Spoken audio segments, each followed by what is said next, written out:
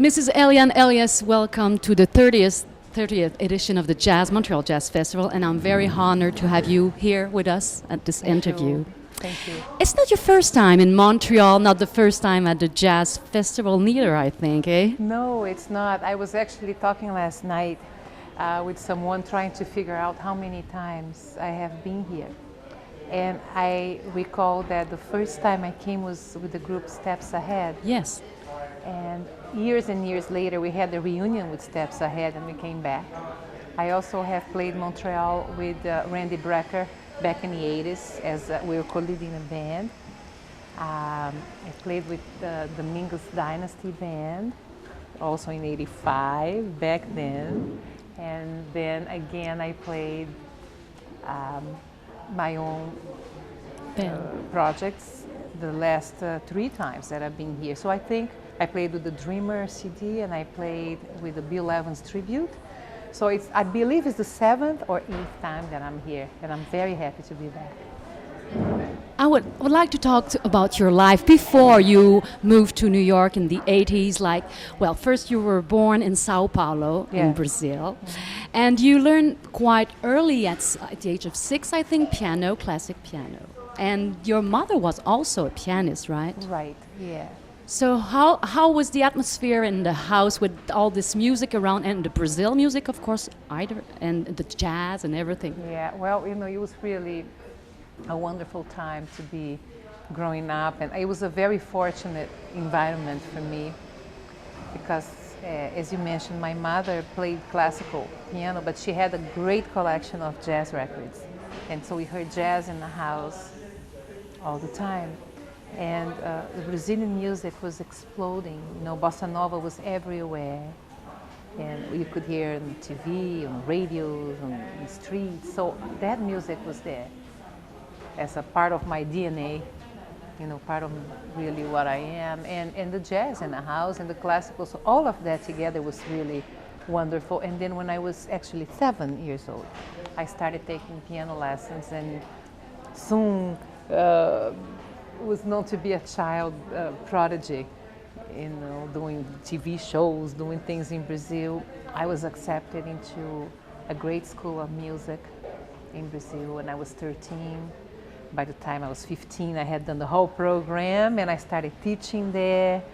And then a couple years later, I was invited to work with Vinicius de Moraes, who's one of the greatest poets, lyricists, co-writers of bossa nova, who wrote with Antonio Carlos Jobim. So it's a beautiful story. I mean, it's a nice story. And you started to compose, I think, at the age around 17, which is quite early. You were. I actually started composing sooner because when I was, I think I remember my first real written out song. I was 12 years old. I always had this kind of a way of expressing through music and creating things. So it's another strong part of me is to write. There's a great tradition of those great voices in those vocalists, female vocalists, Brazilian, like Astro Gilberto or all those famous Regis. And sorry, I just don't get the name. Elis Regina, I'm sorry. And for you, was it like something that inspired you first, or it was more the musician, like composer, that brought you into that jazz, love of jazz? You know, they are completely separate things. You know, when I heard Brazilian music is primarily vocal music. It has been. So that music was an influence to me.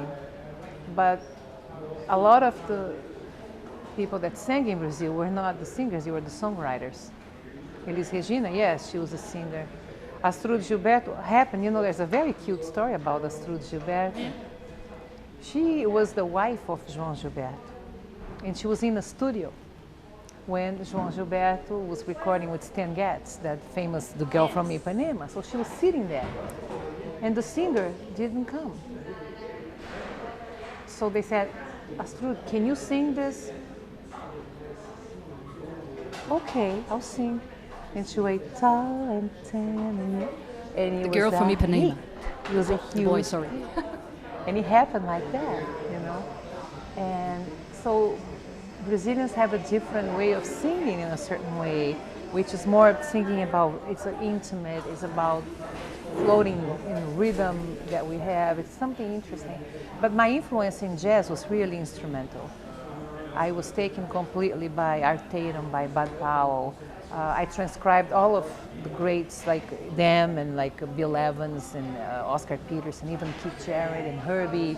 You know, I used to transcribe all of those things, play with those records and develop that vocabulary. So there were different influences. The Brazilian is totally, it was more into the vocal, the harmony, the rhythm. The jazz was really into the instrumental. And then I did the classical, which was a way of learning piano literature and a way of developing my technique and my skills so I wouldn't have barriers between the ideas and the instrument. So the piano could be a continuation of my expression. When you moved to New York in the 80s, what was the atmosphere then? What was it like to be first a Brazilian musician, vocalist, a woman? What was the environment like? How were you? Well, welcome. You know, I had everything that are different than a normal jazz musician would be, which is male, American, you know. So I was a blonde girl from Brazil, and you would not believe this, but as different as this seemed to be, as soon as I sat down to play, that was it. Because music has no gender. And there's only one thing you can do when you play. You play. And then they'll hear it, oh man, she can really play. And then all the musicians embraced me, and you know, I was really respected immediately and embraced by the jazz community, by the critics, by the record companies, by everything. And it was through the music that I presented.